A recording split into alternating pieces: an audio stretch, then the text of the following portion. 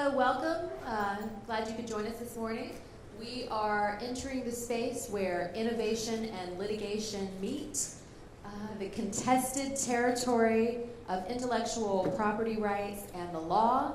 It's somewhat of a murky territory where there are dubious actors like patent trolls and pirates lurking and dangerous waters where private and public interests are churning. We have folks trying to patent everything from a breast gene to a peanut butter and jelly sandwich, which a patent is actually held by Smuckers, so remember that when you're fixing one for your kids. To help us navigate this quagmire, we have a practitioner of the law and two economists. So without further ado, we'll begin this session with Barry Sookman, who is a senior partner at McCarthy Treto.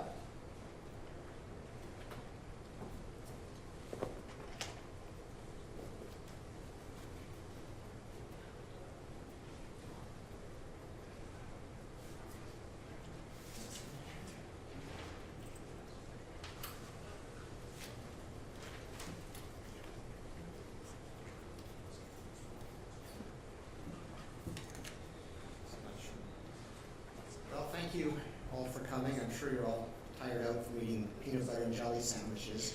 You probably didn't realize that you could be sued for eating a peanut butter and jelly sandwich. The good news is the law has evolved, so there's actually a doctrine of exhaustion, which means that by the time you open up the peanut butter, you have an implied license or right to eat it without worrying about being sued. So you see, the patent system has evolved to deal with all the potential excesses. You heard from Jim Balsley at the first session on Thursday morning about his views about how important patents and intellectual property are to the innovation economy. According to Jim, they're absolutely essential in a modern economy. And I've got to agree with Jim that there probably is, in the newer economy, nothing that high-tech companies that are investing millions and millions of dollars are more concerned about than ensure that their rights are protected. And there is no doubt as well that all stakeholders in the IPR ecosystem view intellectual property in different ways, and there are more debates today about intellectual property and its role in innovation than probably at any time. If you look at copyright, for example, there are debates going on in Congress right now about whether the copyright system needs to change. You've got major stakeholders, including Google, other internet intermediaries, online service providers, taking the view that copyright needs to be widened, needs to be loosened in order to support innovation. And then on the other side, you have rights holders like the labels, the studios, the publishers. They say, we support innovation too. And that's why intellectual property rights, and particularly copyright, need to be more effective, particularly in the internet. So both stakeholders, all using the concept of innovation to support their various positions. And can they each be right? And we have similar debates going on today related to patents. As Lynn talked about, there's enormous debates going on right now in the US Congress about patent trolls and whether or not they promote innovation, they hinder innovation, or whether there's simply some problems with the way in which they make assertions. And there's going to be legislation to deal with that. So there are lots and lots of debates, and those debates highlight the fact that intellectual property is so important to innovation, whether you're the innovator or whether you're the user and want to be able to do things free and clear of intellectual property rights. My job on this panel is to do two things. One, to sort of explain how at least one aspect of intellectual property rights, patents, is supposed to work in theory, so that when the economists get up, the economists can tell you whether there's a gap between the way the system is supposed to work and the way in which the courts say it's supposed to work. And there are differences, and those differences, I think, are important from a policy perspective if there's a major difference between what the courts think they're doing and what the economists say the actual implications of the systems are.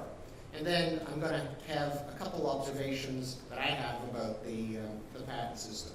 So in the little bit of time I have, I'm just going to hit the high points that I think you need to know.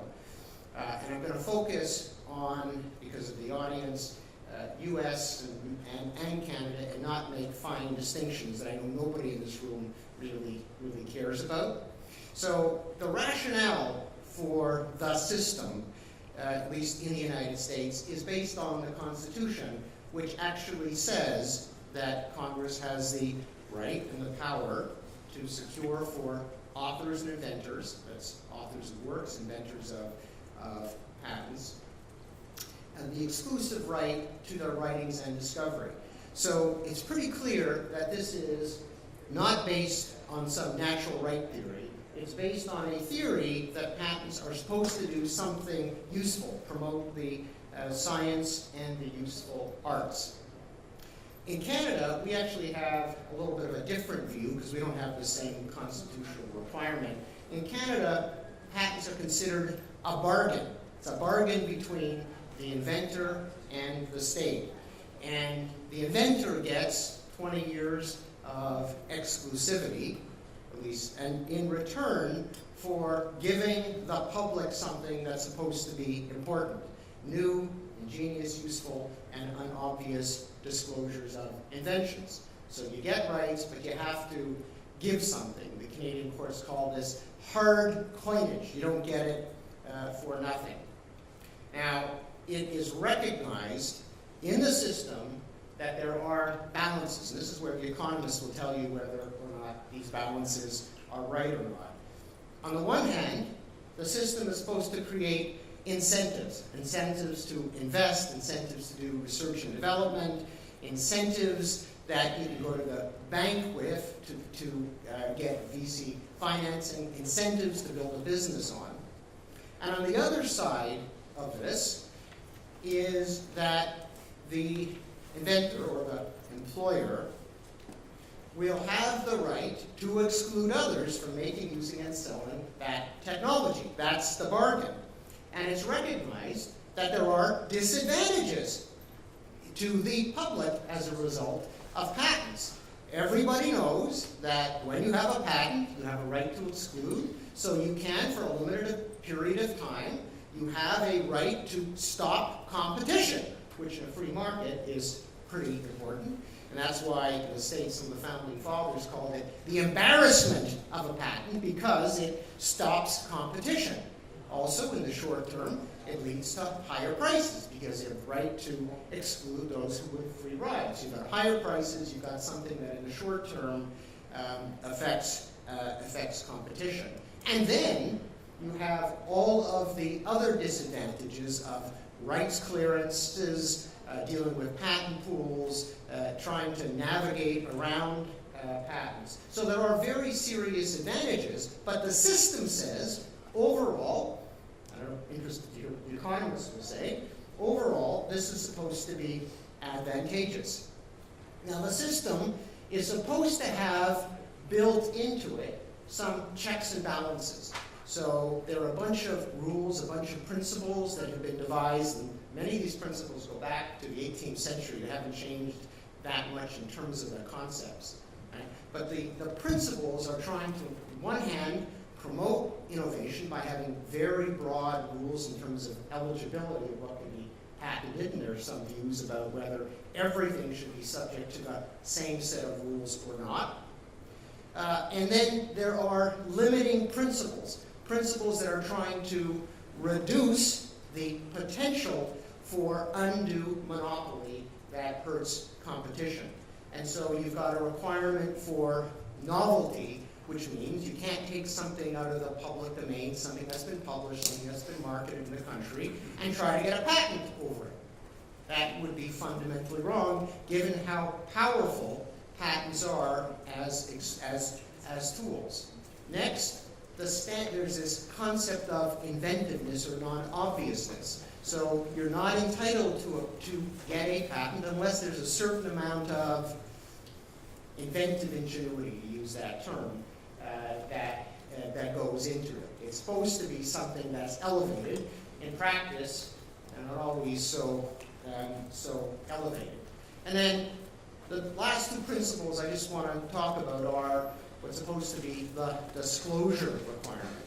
So the inventor is supposed to tell the public exactly what they've invented and how to make it, and then there's supposed to be concrete metes and bounds, concrete descriptions, so that the public knows what's safe and lawful to do versus what's covered by the patent. And the courts have said these vague patents, they're public nuisances. There's these nuclear bombs there that anybody can use at any time because they're too vague. And then the other interesting assumption that maybe the economists will deal with is it's actually assumed that that the rule will be the free exploitation of ideas, and the exception is that there will be patents. And when you look at the proliferation of the number of patents, I think in March, the U.S. Patent Office issued 6,000 new patents. They issued 250,000 in 2013. So you have a proliferation. The question is, is that a lot or is that too many? So a couple of points, because I know I only have a few more minutes before I turn it over to those who are going to absolutely roast the patent system. How do you know what we're Well, maybe you won't. Okay. So, a couple of things. First, there is no doubt, at least in my mind, that patents do play a pivotal role in supporting innovation. Small companies absolutely rely on it to avoid free riding. Otherwise, bigger companies could easily take the investments that have made, use their capital, and basically put those small companies under. Small companies rely on them for VC financing, and major companies, even the big pharma companies who might spend $800 million to $1 billion on a compound that ultimately becomes something that they bring to market, and you guys might know the exact numbers, but that's sort of the range. You don't make those kind of investments unless you have some kind of patent protection. But the system doesn't really work in a lot of respects the way it's touted to be. So for example, this concept that you publish patents in the patent offices and that companies will actually look at them, it actually works almost the opposite, because many companies are actually really afraid of finding out about patents because they're worried about, in the States, willful infringement suits. So in some companies, they actually block the U.S. Patent Office so that nobody in the company can actually look at a patent. And so to the extent it's supposed to enhance the use of patents, it actually does the opposite because of what the problems are of being wrong. And so companies rely more on reverse engineering of products sometimes than actually studying patent disclosures. And then the issue is, can you lawfully reverse engineer? How do you get around contracts when people try to stop you? Then the next is what companies actually do when they're inventing. The model was you would develop a technology, you would then try to figure out through disclosures what you've invented that's useful, that you're going to turn into a product, and you patent that. But the practice really goes way beyond that. Companies often patent for defensive reasons, things they never intend to make, to use them defensively. And then many companies actually have a practice of inventing patents rather than products. So they'll invite the chief engineers from across the globe to monthly meetings, and they'll look at synthesized charts that show where there are patents. This is a green area, no patents. This is an orange one, it's pretty good. This is a red area, lots of constellation of patents. And they'll say, geez, our competitors are going to try to take that green area. Let's think about what kind of technologies we could develop. Someone goes off, they have an idea, and they get patents. Never intend to develop in the area, but they create this exclusivity in an area by simply inventing patents rather than products. There are, as you probably heard, proliferation of patents, patent thickets, I'm sure economists are going to talk about that. And then a question which I'm hoping they're going to address is whether this is a unique new problem or whether or not this is simply endemic in the patent system that's gone on since the 19th century, like in the sewing machine wars, and whether or not there are market solutions or some other kinds of solutions. And then I think one of the biggest problems are the fact that there's so many patents with very broad claims, they're vague, they're questionable validity, and that is the biggest problem because companies have to spend a lot of money defending those kinds of patents which should never have been issued in the first place, and that causes huge problems. And then when you tack onto it, the problems you hear about, that Lynn referred to, with patent trolls, companies that don't practice but simply assert patents and often do it with bad faith assertions, not really being clear about what the infringement is and sending demand letters to users rather than to manufacturers, are creating a lot of problems. If you're a small business and you get one of these letters, it can kill your financing, cost a huge amount of money, and is a big problem, which is why it's being looked at in the Congress. And then the last point I'm just going to leave on as a litigation lawyer, even though I don't practice in the US, in my view, there is just huge problems in getting fair trials in the States. And what I find really amazing is there's supposed to be, right, this right, constitutional right to have trial by jury. And at the same time, you're supposed to be able to have fair trials. But patent trials are typically jury trials in the United States, tried by a jury of the inventor's peers, the local postman, the local waitress, nothing against them, but they're not necessarily people who are technical. And so you have trials which are theatrics, trials where the issues are not the technical issues going to the root of the patents, and they're condensed, compressed amount of time that I just think leads to a manifest unfairness. So when you add in the compounded nature of vague claims, claims that could be invalid, jury trials, and patent assertion companies, you really have a combustible combination. Not as probably as serious as the invention of the peanut butter and jelly sandwiches, but it's a problem. Thanks.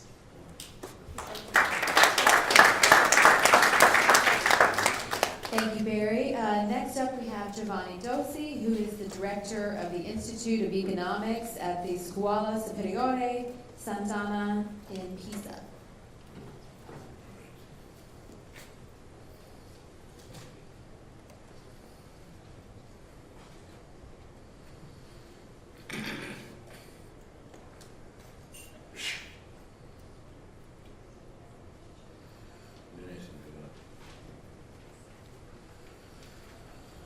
Well, this talk is based, let me make it some marketing, is based on the introduction by just take this on myself to forthcoming book by Cimoli et al. You see the list of co-authors that is almost as long as the list of contributors to the chapter on intellectual property rights and development.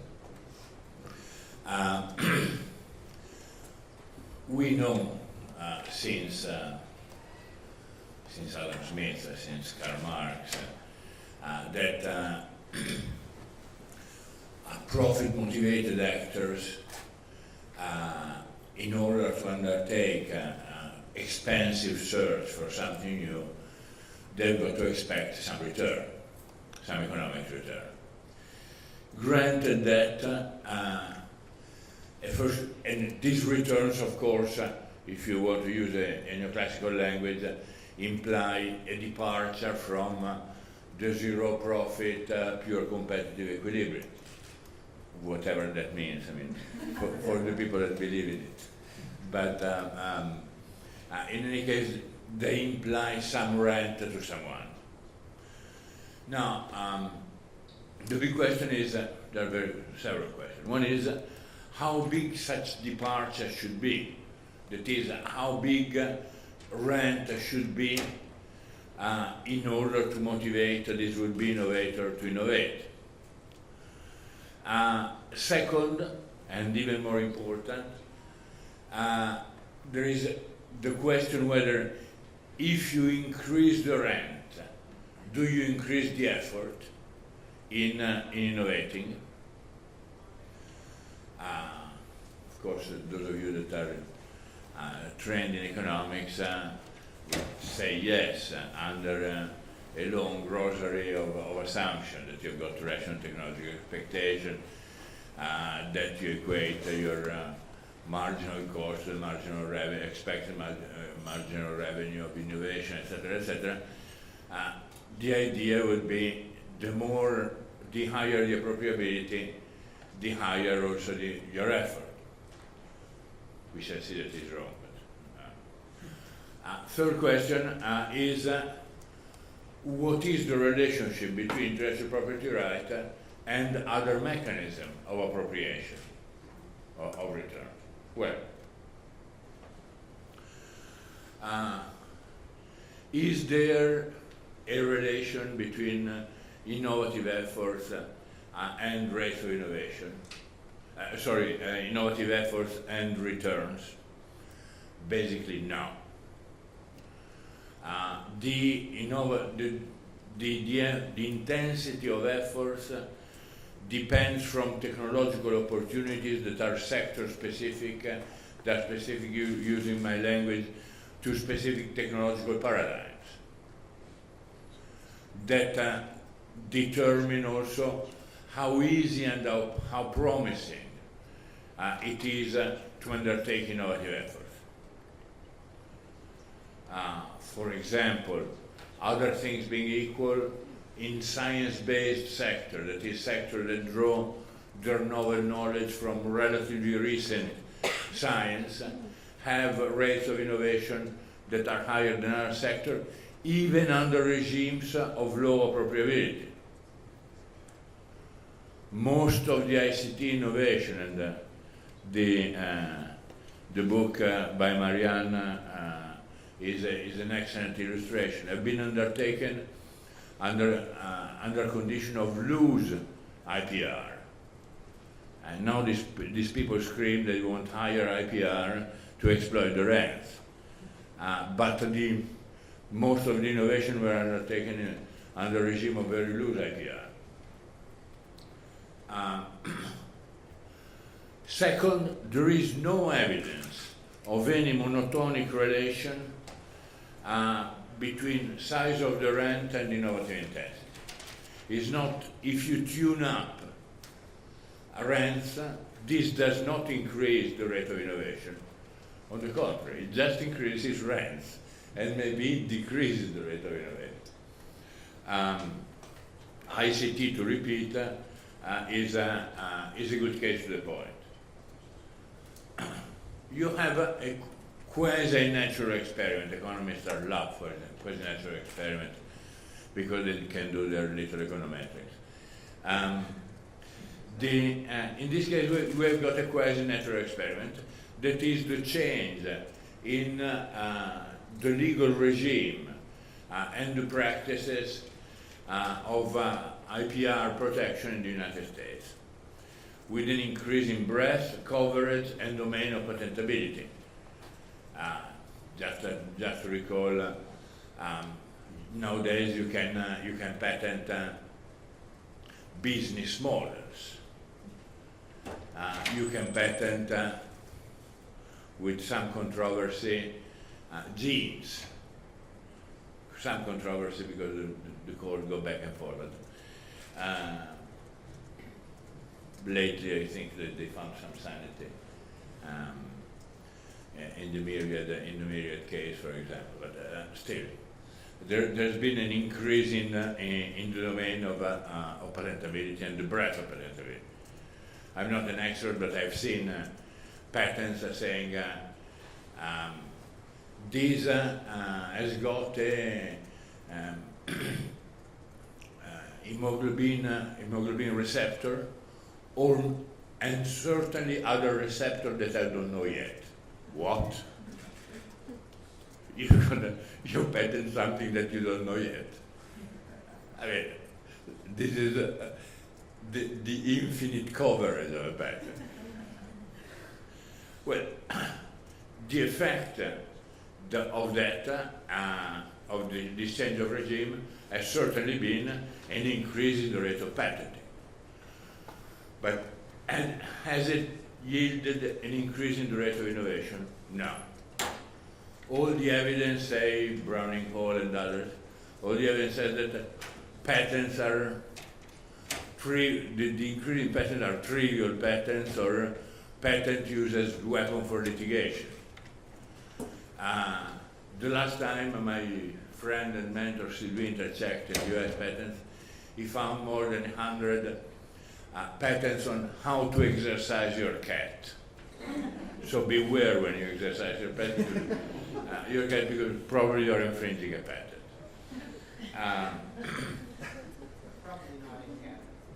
Probably not in Canada. Come to Canada to exercise your cat. On the contrary, there is good evidence that IPR are an obstacle to innovation. Too broad patents prevent parallel search. And parallel search in a domain of radical uncertainty is a fundamental mechanism for discovery. This goes back to a Seldon patent on the use of light gasoline for internal combustion engine in the 19th century, and goes all the way to modern times, to contemporary times. A big obstacle to innovation is when you patent something upstream that is used to search downstream. The oncomouse. The oncomouse being a mouse that developed cancer, that was patented. The patent has been declared void recently by a U.S. court, and again, you find it as a natural experiment. Research flourished after the oncomouse was not protected any longer by the patent. You have what is called the tragedy of anti-commons. There is the supposed tragedy of the commons that I don't believe it exists. Tragedy of the commons being if you don't have property rights, you overexploit a common resource. The work of Lee Nordstrom and others show that this is not necessarily the case, but it doesn't matter. The tragedy of anti-commons is, on the contrary, you have got too many property claims on something. And if you have got to build a complex product, you have got people firms are each other hostages of the veto power of someone that is controlling a little component. So there is a tragedy of anti-commons. Too much property right on components of the system. You've got patent tickets that essentially are, again, weapons of mass destruction. I mean, are weapons for very expensive litigation, which incidentally goes against small firms, because only big firms are able to hold big tickets of patents.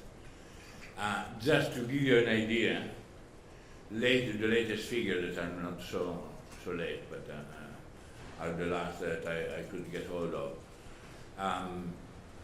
The expenditure by US company in litigation, that is the money that goes to lawyers, basically, is 1/3 of the R&D budget.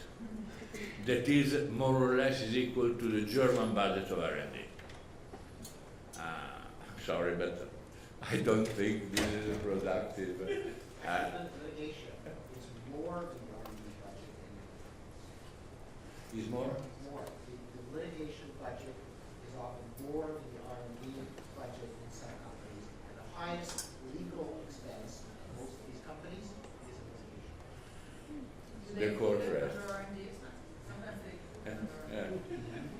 The court rest.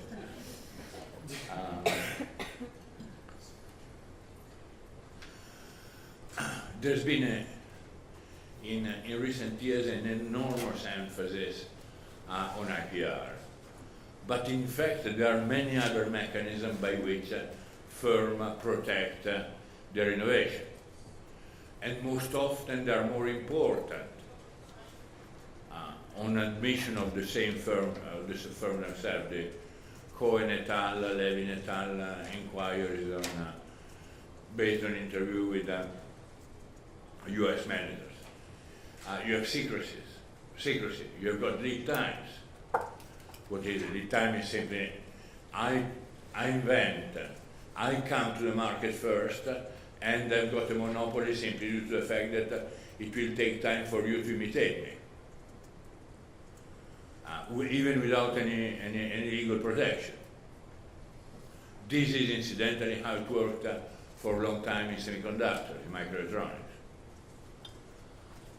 You have got product complexity. You don't patent an Airbus or a Dreamliner because there is no need to. In fact, you'd be revealing too much to patent the entire Airbus. You might patent components, but the sheer complexity of the product is what protects its unicity. You have got knowledge tacitness. Is the fact that reproducing things means reproducing knowledge. And this knowledge is badly understood and only partly codified. The example that I give with my student is riding a bicycle. Now, riding a bicycle is very tacit. And in order to ride a bicycle, you've got to learn to ride a bicycle by riding a bicycle. Yes, I mean, there is another way of representing it. Riding a bicycle is a system of unstable differential equations, but I don't think that anyone has ever learned riding a bicycle by studying the system of differential equations. And it takes time. Why? Because there is a tacit knowledge associated with riding the bicycle. Even more so in making products, in searching for new molecules, in writing software, whatever technological activity. And this is a way of implies a protection that is of the innovator, that is quite independent from the IPR regime. And finally, there are complementary assets in the sense that if you inventing is not enough in order then to get some economic benefit. You need to produce it. You need to market it. This complementary asset offer a protection quite independently from IPR themselves. And in fact, when you delink the two, like in patent trolls, is a mess.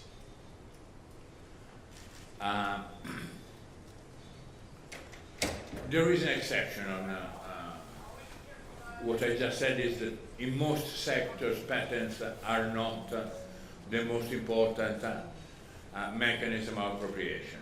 There is one exception, pharmaceuticals. Pharmaceuticals patents are the most important device for. In my view, Mariana knows much more than I do. In my view, this is also a case in which the appropriate regime is particularly dysfunctional. You have an industry in which, yes, you have got thousands of patents per year. Have a guess on how many new chemical entities are produced, are approved by the FDA each year. Give me a number. New chemical entity means truly new things of curing a disease or something that cure a disease that was not cured before. Have a guess. Sorry? Between 15 and 25. So nothing, I mean. the big pharma, and for that matter biotech, might do a lot of things, but they don't introduce new chemical engines. And when they introduce it, they do it extracting, I mean, not charging any any price vaguely related to the cost of search, but they charge a Ramsey pricing. That is the price the maximum price that the buyer is willing to pay. So Novartis, Gleevec, I don't know how much it charges, which is Gleevec is one of the few drugs that works with cancer. I don't know how much they charge in the US. In Europe, they charge 70,000 euros per patient per year. 70,000 euros. That has got very little relation with the actual cost of search and let alone cost of production. With just English, we suggest a different setup, but if you want in the discussion, I'll come back to that.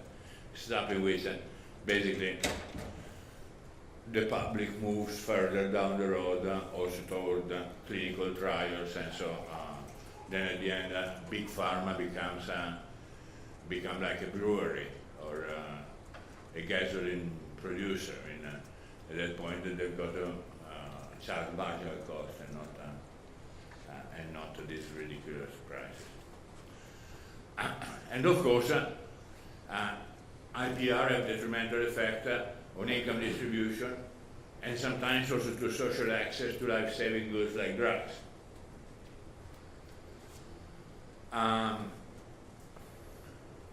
If this is not bad enough, things got worse. There's been Bayh-Dole Act, the expansion of the IPR domain to scientific exploration and publicly funded research, which is a disgrace, I think, for science all over the West. And it has been made worse for development. The TRIPS agreement has attempted to uniformize the developing country to the regime of advanced countries, making more difficult imitation, more expensive the acquisition of foreign technologies, and higher entry barriers in the international market for domestic companies in the developing countries. There's too little loopholes in the IPR, in the TRIP agreement. Article 27 and Article 31 that allows for exceptions. Well, the bilateral and regional super TRIPS agreement closed them down.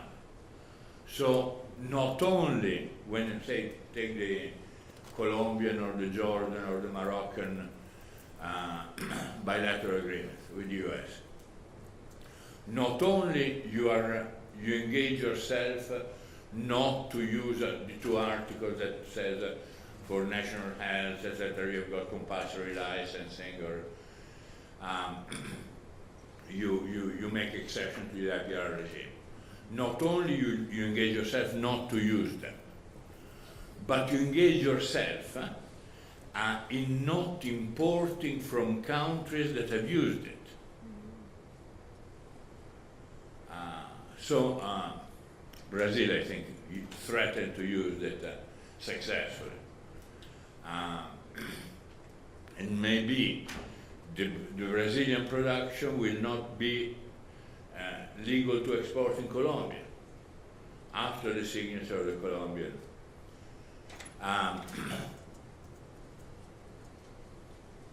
Can one imagine a world with lighter, more limited IPR and higher rate of innovation in the future?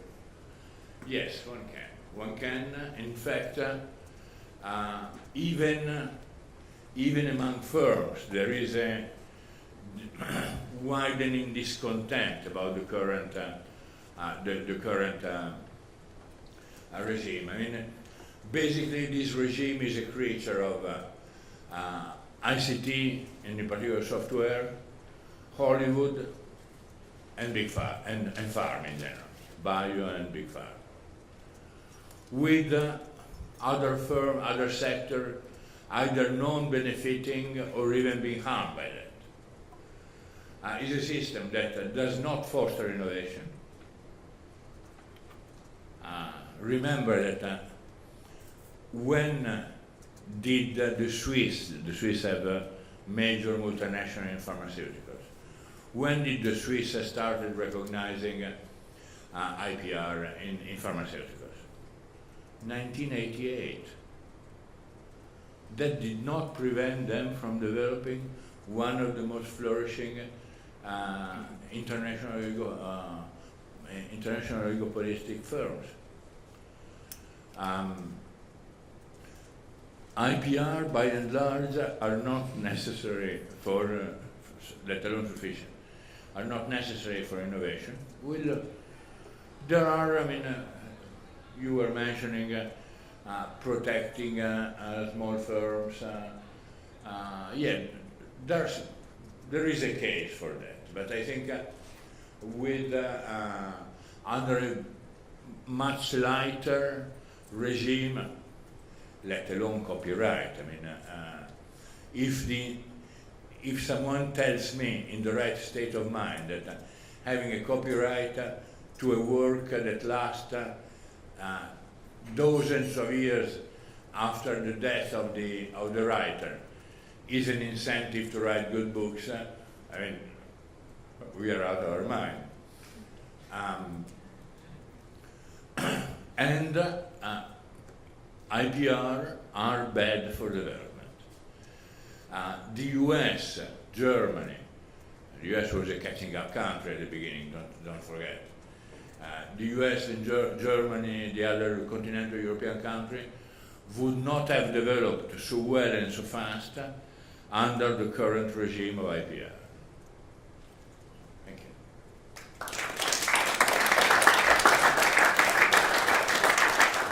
Thank you, Giovanni, for taking us from the legal to the existential realm of IPR. Next, we have Mariana Mazzucato. She is the R.M. Phillips Professor in the Economics of Innovation, the University of Sussex.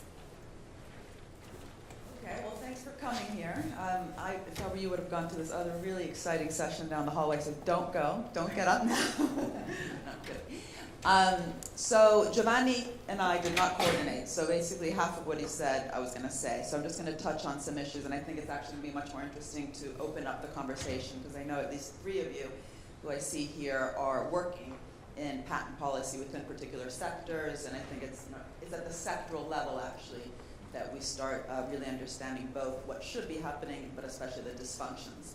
And so my first point, and I'm just going to try to pull out the points that Giovanni didn't already mention, is that, and I don't know if some of you heard the talk I gave, I think it was yesterday or the day before, I can't even remember, but I'm going to start off with that same point, which is that the framework through which we actually understand these kinds of issues around innovation really then affects the indicators that we use to both evaluate how the system is working, but also a patent under one kind of economic framework or economic theory will have, if you want, a different purpose and a different way of looking at it. And so my first point is that the market failure framework that we have in economics, where patents, which are public policy, right? It's, as Barry was saying in the beginning, it's a contract, it's a bargain between the inventor and the state.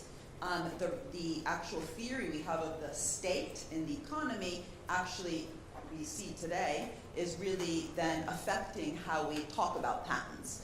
So, if we think of it not so much as a market failure problem, but the kind of problem I was talking about, was it yesterday or the other day? What did you say? I can't remember, I went completely senile 2 days ago, which is really the sort of Polanyi type notion that what public policy in the state, through its different types of tools and agencies, should be doing is shaping and creating markets. That really leads you to a different kind of framework, which is more around knowledge governance. okay? And people like Leonardo Burlamaqui and Rainer Cattell, if you're interested in this, have actually been writing about it. And really what the focus there is on is the features of markets and how you can shape those features. That's very different from seeing a failure and a policy to come in and to sort of fix some notion of how markets should be perfectly working. And so the first thing is also then, if that's the point, to actually govern the knowledge creation process, is to make sure you know something about how innovation actually occurs. So innovation is collective, it's uncertain, it's highly cumulative. So for example, many of the dysfunctions that Giovanni was talking about are problematic precisely because they're hurting those features. So just take this issue, for example, that we are increasingly patenting upstream. We're basically patenting the tools for research, right? That really hurts the cumulative nature, because the cumulative nature of innovation means that innovation today depends on innovation yesterday. Learning is very cumulative, so you're blocking basically the learning process. And by the way, it definitely affects the developing countries the most, because lots of research in developing countries just begins with just imitating, an experiment that was done somewhere else, and then adding your thing on top of it. But the problem today is that we can't even imitate, which, by the way, is the definition of autistic children, right? They don't imitate. That's why they don't learn. So we're basically promoting autism, I think. And I say that in a serious way. I'm not. I have to be careful, because the other day on television I said, these policies are schizophrenic, and I got 30 emails from the Mental Health Association saying, don't you ever use that word again. So I hope by now we'll not get those emails again. Right, so the other thing is, so we are, because Barry ended up saying, is this new? So maybe I should also just, in terms of the forest view, just because I think you did say, but you didn't say clearly enough, what is new is A, that we're patenting publicly funded research. That is new. It's relatively new. That's since 1980. Okay, so before 1980, the idea was that if research was publicly funded, it should basically remain in the public domain. So that was the Bayh-Dole Act, which then has been copied in different forms around the world.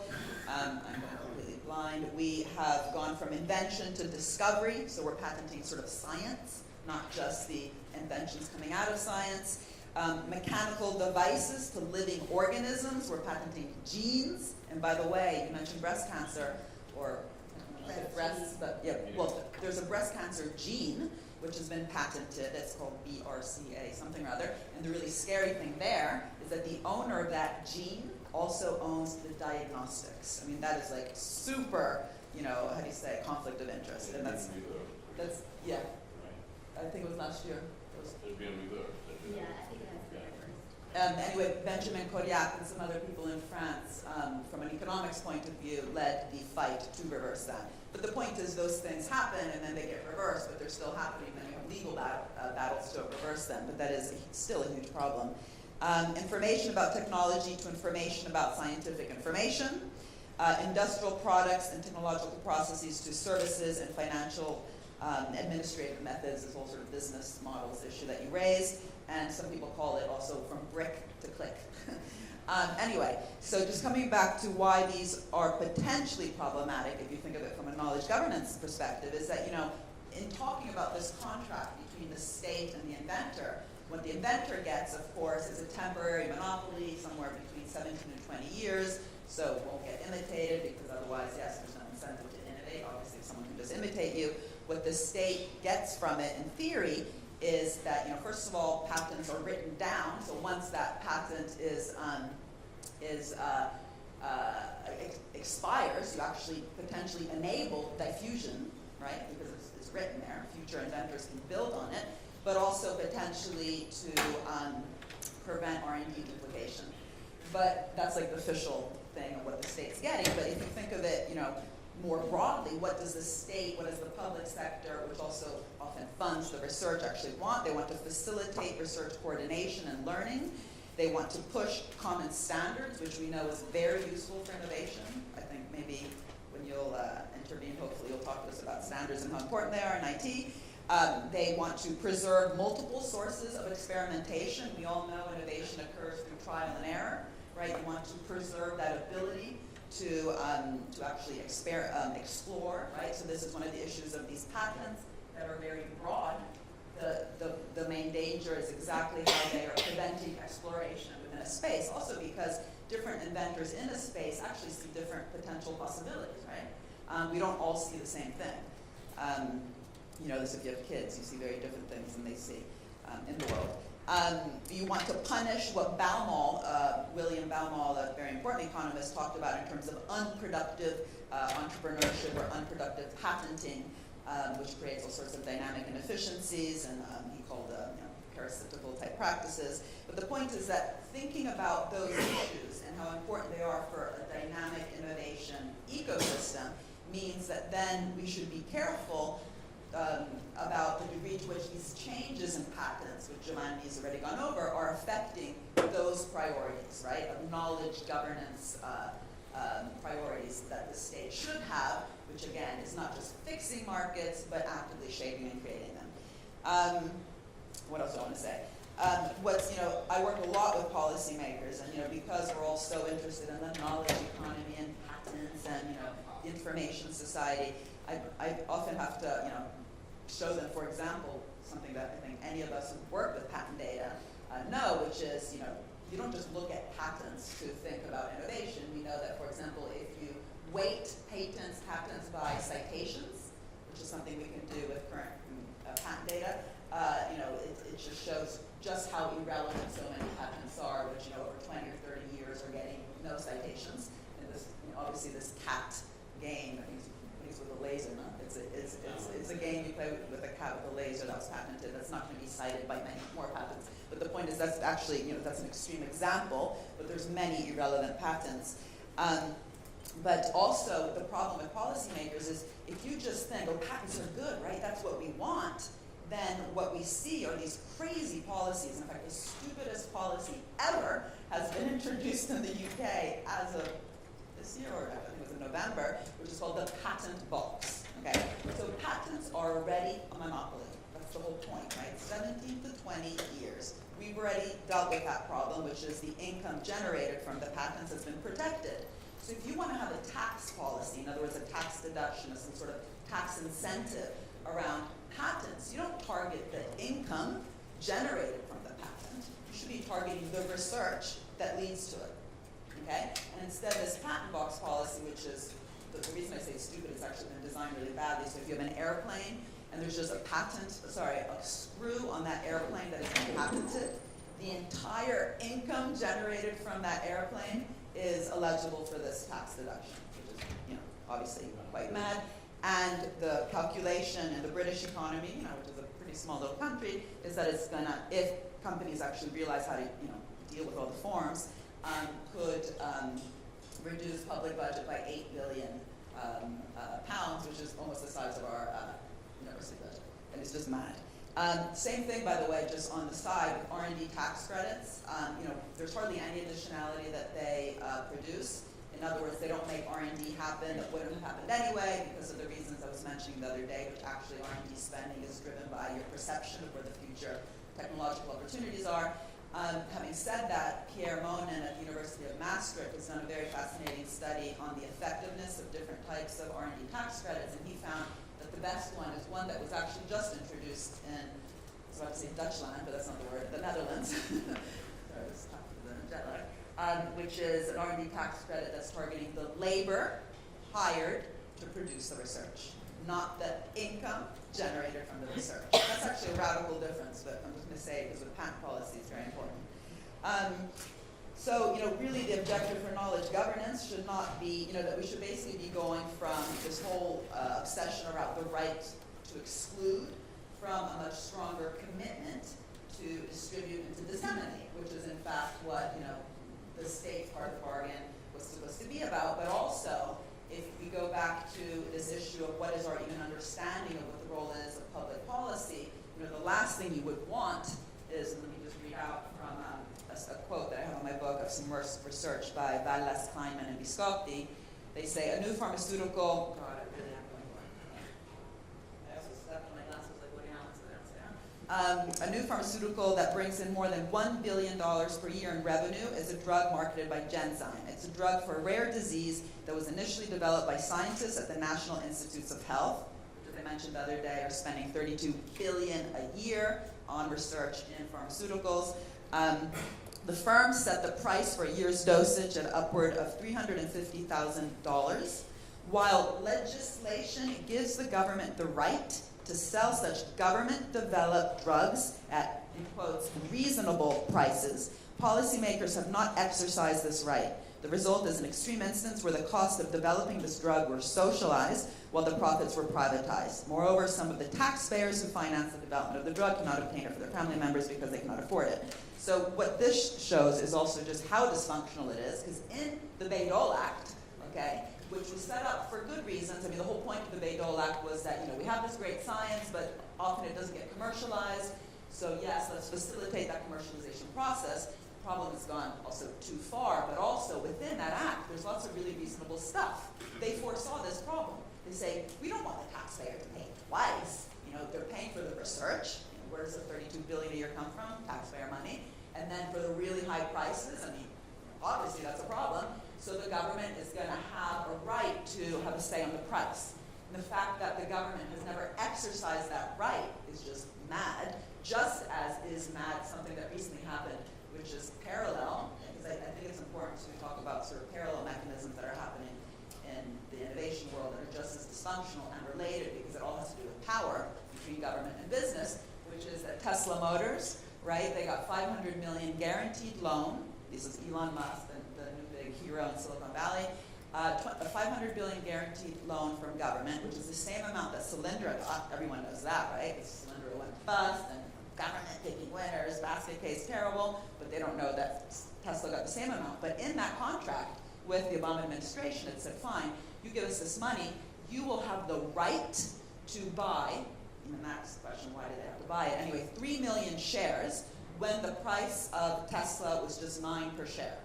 Government didn't do anything. By the time the loan was paid off, these shares were $96 per share, $96 per share. So that profit that government could have made in this knowledge governance process, right? Because commercialization is part of the whole innovation chain.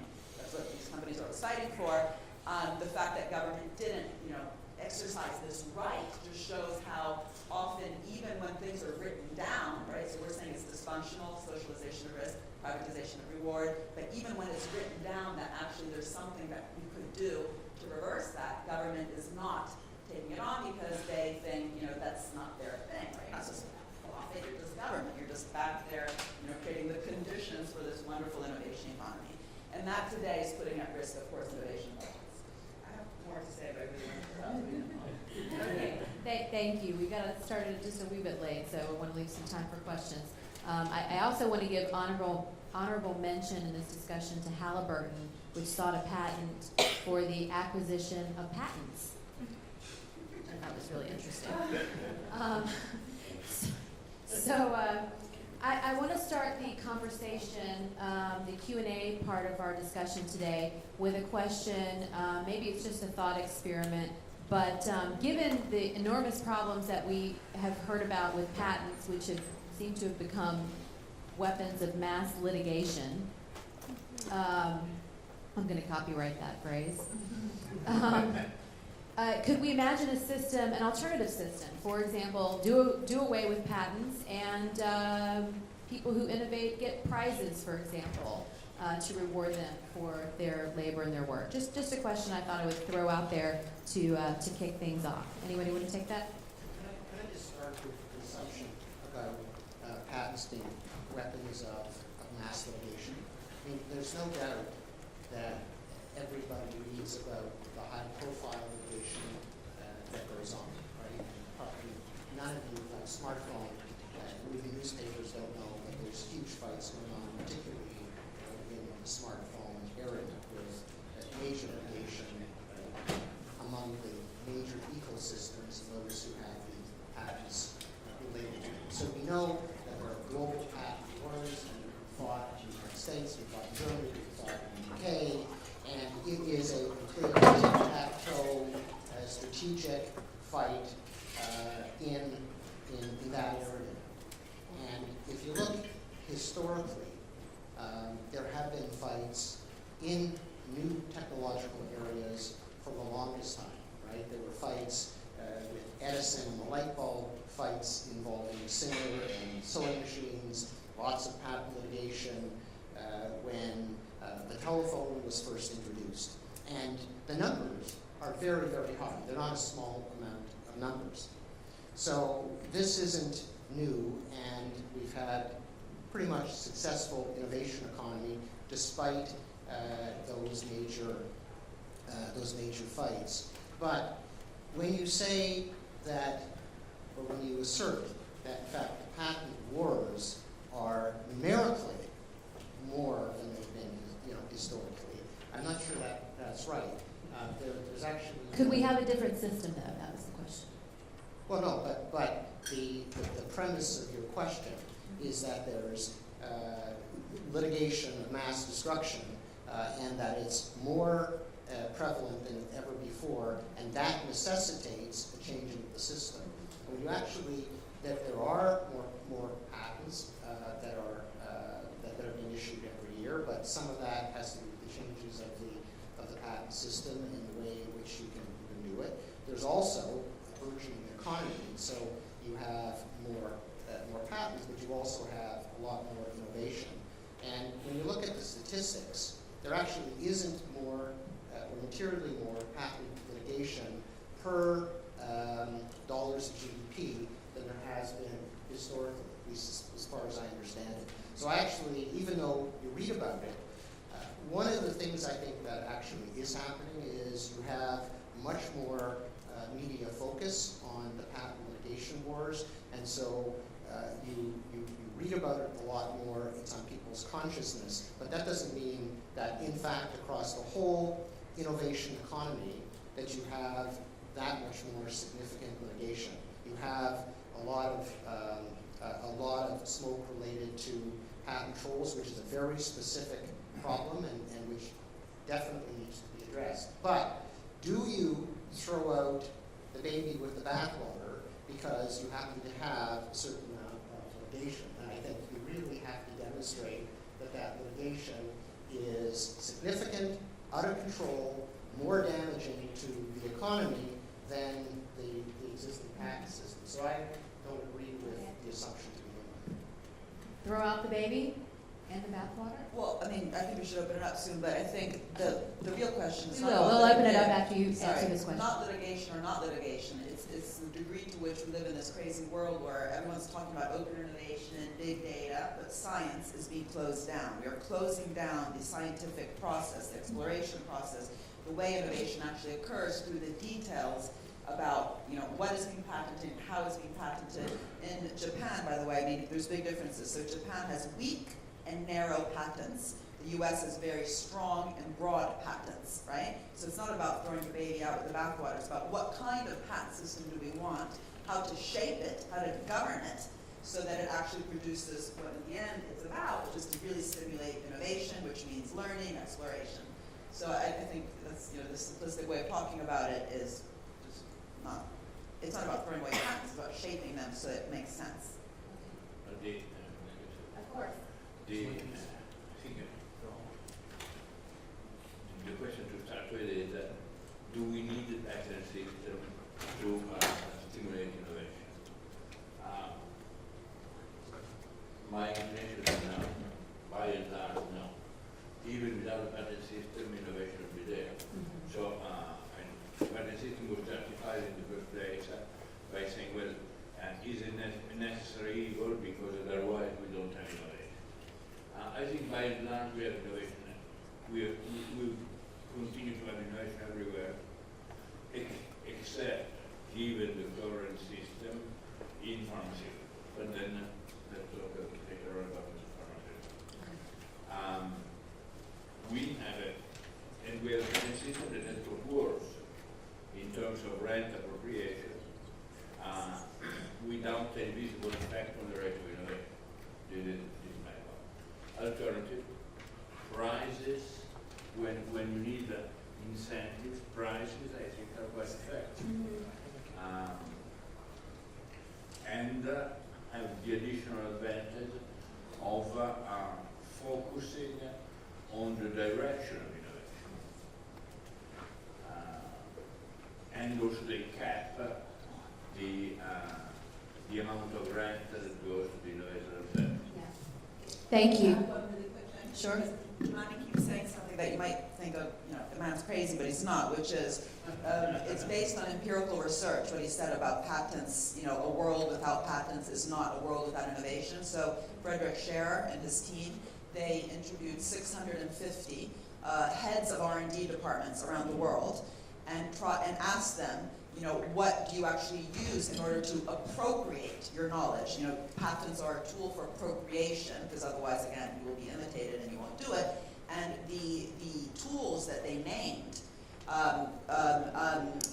going down your learning curve, using, tacit knowledge, right, not, just secrecy, and sales and marketing, ranked higher than patents. Now, again, he's saying pharmaceuticals is different, but in most other sectors, these other ways to sort of keep your ideas secret were just as strong. Stronger. I think we'll open it up to questions now. Okay, gentleman in the front here. And we got a microphone coming around. Okay, no, so.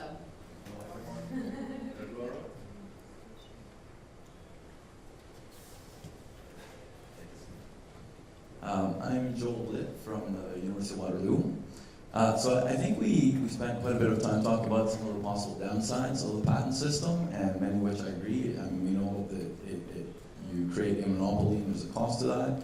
We know that it potentially stifles, actually almost surely it stifles follow-on innovation, and there's evidence of that. We didn't spend quite as much time talking about the benefits, and I think there is some evidence that when there is higher intellectual property rights, you get more R&D spending. Well, some of my own research actually shows that. It hasn't come out yet, but maybe we can talk afterwards. So you would actually argue that even that, that there actually isn't that benefit even, that when you increase IPR, you actually get more R&D. So I was actually going to ask, has anyone tried to quantify that welfare gain from more R&D as a result of IPR and compared that to the costs? But I mean, if you think there isn't even a gain, then I guess it's a very short answer. And maybe you'll really like my paper then, because it'll challenge that. So, it's interesting. They call economists, or the study of economics, dismal science. I don't know what's more dismal, the study of economics or the study of law, including, patent law. But to go to your point, right, which is you're doing research in an area that's, in Canada anyway, extremely innovative in terms of development. We have these hubs across the country, and there are around the world hubs that are very, very innovative. And leaving aside for a minute what the economists say, which may be right? My own view from experience in dealing with entrepreneurs and dealing with VCs is they very, very are concerned about patents. And it's not simply would they do the research or not, it's would they be able to get the funding, would they be able to continue carrying on in the face of very, very stiff competition where, in the words of an economist, life can be nasty, brutish, and short if you don't have the rights you need in order to defend your market. And so those small companies, they actually try to get patents over what they create because they realize that when it comes to funding, when it comes to deeper pockets, if they don't have them, then they're going to have a real problem. Sorry, just a little, I don't want to say correction, but maybe we're talking about different things. Canada has one of the lowest bird rates in the OECD. It's almost worse than Italy, and I'm Italian, so I'll have to talk about it. So it's like 1.6, right? R&D spending to GDP business level. So your question is actually hugely important, and I'm very interested in hearing about your research. But for a country like Canada, the real worry is how to increase, the R&D spending at the business level, and it's currently dismal. And I just don't know what you mean when you say Canada is a sort of innovative economy. It's currently one of the worst in the OECD. I say we have hubs in Canada, right? That are What do they do? Well, you ask a lot of people in the Kitchener Waterloo area what they do, and you'll find out. Okay, gentleman back and then Umar. Thank you, Guim. I make comments. I have a question for Mariana and Giovanni.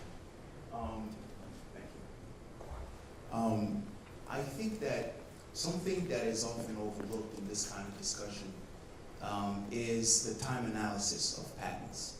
I obviously preach for my parish, but I think that if we revisit the debates of the 19th century within the French liberal school, I mean specifically those of the French engineer economists like Jules Dupuy, Michel Chevalier, and even Léon Walras, it appears very clearly that there is some sort of dichotomy between the short-term effects of patents and the long-term.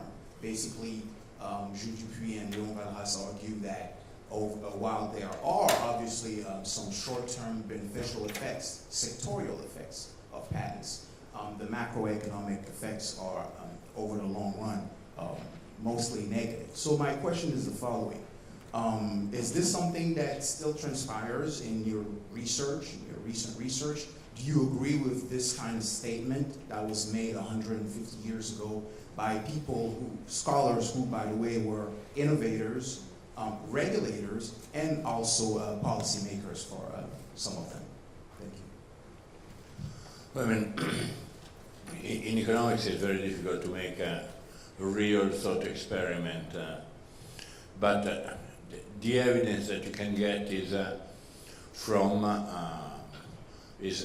cross-country, cross-sectional, across different regimes or over time.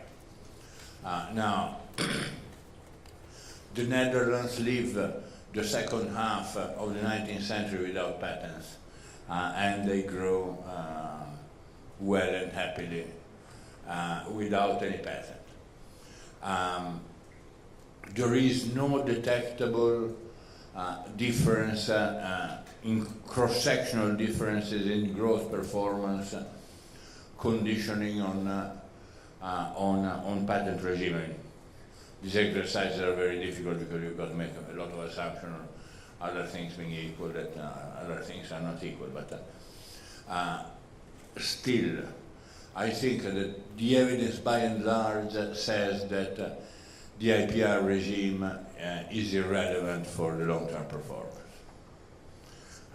At best. I mean, just quickly, because we've used these words, which I'm not sure if everyone's familiar with. So when I talk about strong and weak patents, a weak patent is one that can be easily licensed. A broad patent, a narrow patent means that if there's a patent on a protein that covers, say, the protein when it's produced synthetically, it doesn't also cover that protein when it's produced with some other method. Okay? So my view is a little bit less extreme than Giovanni's, which is, again, having weaker patents which are narrow is what you want to do if you want to facilitate the collective, uncertain, cumulative process of innovation. And I think what I'm seeing today is that the trend is completely the opposite, right? We're getting stronger patents and broader patents. That's the huge danger. So I think it's good to get away from this thing, or patents good or patents bad. What kind of patents? Amr, and then the lady here in the front and the gentleman on this side of the room. So first off, may I dispute the notion that you need patents to get venture capital funding. I interviewed 108 venture capital-backed companies, and with the exception of the 25% or so that are in the biomedical sphere, basically, I could go into great detail for why, but it's not a big deal for most of the rest.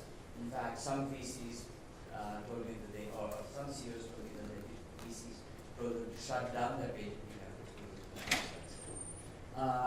Which sort of raises an interesting political economy question, which is how is it that the pro-patenting lobby, as it were, has managed to hide behind the skirts of patents on the view of the quote-unquote small business and small entrepreneur. Most of the people that I interviewed found patenting to be a complete horrible nuisance. The second sort of related point, going back to this research, is that we all too often conflate R&D with innovation. And this shows up in sort of the most interesting ways. So and the OECD has been trying to broaden the definition to sort of now basically include everything. And so now we get, no, well, never mind. Just wrap up. Is Yeah. there a question in there? No. Okay. No. Okay, and there was a lady here in the front. Jen wants to say something. Well, let's do this in order. Just in Let's do response this to in that, order. just, there is data. In a moment, sir, there's a lady here waiting to ask. Okay, but if that's a conversation, I think probably it's worthwhile leaving it up. Hold on, is yours on this point, or is it? Yeah, there's. No, sorry, it is. Sorry, this. Yeah, yours is on the point, so that's good. There's published data that 80% of VC-backed companies in the Valley require patents as an aspect, and it's just been published this past year, and it's at the epicenter of how they decide to fund these. So when you state that it doesn't matter in patent formation and capital, all the research is it's at the epicenter of the basis of Silicon Valley funding. So I'd like to see your data, because I have published research that's the exact opposite, and it's very important because it's dismissive of the determinative aspects of how this goes in. It's in response to that. Yeah. But can I say that my data is also published, so it can't be all the published data? But- directly from Please. Is that the one? We have about 5 minutes. We have 2 people who are actually waiting to ask questions, so I'd like to open the floor to them. And we can continue the discussion afterwards. I want to come back to that point. Yes, very quickly. I've only recently started to work on patents, and I was working before on soft innovation, on creativity, design, in creative industries, and I found very, very refreshing that I've got actually some data to work on. My point is that, in fact, nobody cares about creativity, nobody cares about creative industries, because there is no evidence. How do you measure creativity? And therefore there's no impact. And I wonder if we take away these measurable variables of innovation output, are we sure we can actually then talk about this? Because we can have this conversation because we have patents. All of this will not happen without that indicator. And I just want to kind of challenge, how would a world without patents look like in terms of our research, of understanding of how some of these sectors actually work? Because, for example, nobody cares about the music industry disappeared because of so actually not having something that you can actually hang on when you are innovating could actually be very disruptive. Thank you.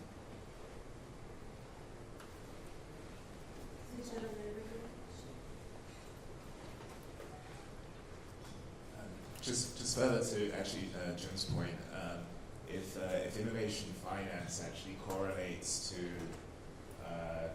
patents, then I think it's actually boxing startups into corporate, potentially corporate predatory activities, which actually are at odds with innovation.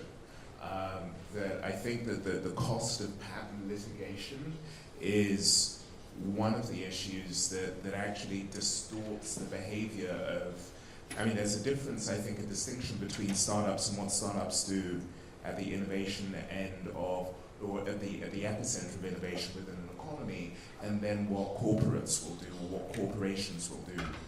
And I think is there references upstairs to, quote unquote, the cost of doing business, where banks will actually just say, okay, we'll pay the fines, and we don't have to excuse our malfeasance. We'll just simply pay the fines related to it. If corporations actually take the same attitude to patent protection, which is actually that they'll take a predatory view to the innovation space, and they'll and actually the cost of litigation is part of their cost of doing business. You then get a bias against innovation, because basically you have a David and Goliath situation, which is enshrined in the cost of doing business. So I think that the issue relating to innovation is not to do with patents per se, it's actually to do with the cost of patent litigation. And if lawyers, for example, actually continue to load, so if you've got the cost of healthcare being a major issue, if the cost of patent litigation is such that it becomes too distorted, then maybe there is an issue or an agenda or a case to be made for disintermediation within legal services, such that innovators can actually talk to each other in terms of actually how they share ideas and how they protect them as and when need be. So, just one point on the litigation. There's no doubt that patent litigation can be expensive, and obviously companies who engage in it because of the economics, because of their market position. But let's not lose sight of the fact, we shouldn't lose sight of the fact, that for every lawsuit that you see, there's a significant amount of licensing, cross-licensing, patent pools, market solutions to patents. And so if many companies that make significant investments, they're not interested in litigating, they're interested in both defending their products, but as well in deriving rents from the technology and the patents that they've developed. And so it's not always about the litigation. A lot of it is about realizing revenue from that. And there's a lot more cross-licensing that goes on than there is litigation. Final question, do you have one? I have a very high-level comment. I'm Brian Kane. I was in the government that with patent policy at OSTP, involved in patent policy pretty much ever since, because I'm convinced it's the KISS in terms of public policy development. It is a knowledge governance problem. Knowledge governance is too abstract for the political process, especially in the United States. And the patent system has gotten so incredibly complex that the problem is virtually unsolvable. Now, part of the problem is the lack of disciplinary or analytic framework to deal with all of these questions. And there's a disconnect between economists and lawyers, because it's the lawyers that manage the system. The only time the economists come in is at the back end when you've established infringement and are trying to show damages. That's traditionally the case. Now, in fact, there has been a lot of empirical work by economists in the last 20 or 30 years, and there's a lot of legal scholarship that has tried to become a lot more empirical about the patent system. But there's a long, long way to go, and it would be great if INET could help in that process, because here you've got a policy model which is at the very core of policy thinking about innovation, and yet it's very incompletely understood, and we're a long way from understanding it rationally. So it's partly this diversity of industries, it's partly the difference between portfolio effects and the effects of individual patents, stuff we've just barely touched the surface on. Response? So I completely agree with everything you said, but I just worry when people say the word economists. I mean, what I think INET reveals, the discussions within INET, but also in some other networks we're in, is economists vary tremendously in terms precisely of the kind of frameworks they're using to think about these issues. And that's just the opposite of lawyers, because lawyers is a regulated profession. It's a regulated profession. So there's no credentials behind saying that you're an economist. And the patent bar in particular is the most regulated. You have to take a special exam. So there are institutional issues here. Okay, can I just go back also to that other point that was being raised both by Jim, your research, and your point, which is I thought that how you were talking about it in your last comment, what you're actually pointing out, I think, is a much deeper issue, which, let's just leave litigation on the side for a minute, which is that there's a feedback between, and I'm going to sort of even go away from patents for a second and then come to it, between finance and innovation, right? Just coming to the VC issue. So different types of firms require different types of finance, but what kind of finance they actually receive, we know today, and there's not enough research, but it affects the kind of innovation, the kind of investment patterns. Now today, in some sectors like biotech, and some parts of IT, where VCs are in fact targeting or looking at firms that have patents, what this has created is the strategic use of patents, not only strategic in the sense of how you were talking about it, Giovanni, so patenting so broadly so no one can come close to, like, I think it's cats or dogs that pee everywhere, right, so that you think other cats and dogs won't come to their space. It's almost the same thing. But also to they patent simply to attract VC. The actual value of those patents, I mean, don't forget, patents are not new products. They're not innovations in and of themselves, right? So what you have, because VC is so short-termist, because it does focus mainly on the exit, because they do want to do the IPO, you end up with all these PLEPOs, productless IPOs, and you wouldn't know there's any problem if you were just looking at the patents, which just means patents are not the issue. The problem is how do you nurture, in this particular industry, biotech, I would say nanotech and clean tech, this very long, difficult, complex interdisciplinary sort of knowledge base. And if you're just looking at the patent dynamics, it's not revealing anything. So as an economist, in terms of our models, it's actually just an extremely noisy variable. Which just means that, Jim is right, I think he is right, but what it's actually telling us that VCs are going after patents, what it's telling us about how knowledge, learning, and innovation is occurring is just more complex. Which doesn't mean you're wrong, I'm just saying I just don't think the problem is there a relationship between VCs and patents. It's what is that then doing to the innovation process? And how VC is structured. This is, I've already said it, but I think it needs to be emphasized. As economists, as opposed to business consultant, we should be interested in the social returns, not on the fact that what makes the innovator rich. In fact, as economists, we should consider a social minus the fact that the innovator gets rich. The innovation is a plus. The fact that it gets his rent is a minus. So the issue, to repeat, is that but giving him more money will innovate more, and we don't have any positive answer. We have some negative answer, but we don't have any positive answer and any positive evidence on that one. Little final remark, it's funny that there is a breed of economists that are, when it is for keeping the government off the economy, they are market Talibans, competition, When it comes to innovation, they want monopoly. Patent is a monopoly. At least there are a few, like Baldwin, David Levine, etc., that are coherent free marketeers. And therefore they are for unfettered markets, but they are against patents.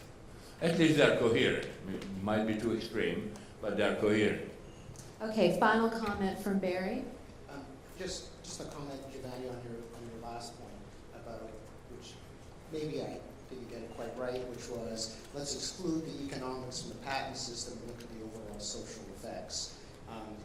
When you think about patents, there's a clear importance between linking our market economies and patents, as far as I'm concerned, and you cannot exclude patents from the market economy. We're in a market economy, and market economies, with some problems, right, have been the engine of growth around the world. And so the economics and what fosters innovation, what fosters market economics, I think is a central point that we can't disregard it.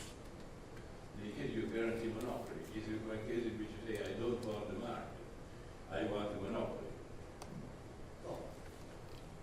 Patents provide a form of monopoly in return for that bargain. And I guess the question is the public getting the bargain, is your question. Okay, thank you very much to our panel today, and thank you all for coming, and I'm sure we can continue the conversation as we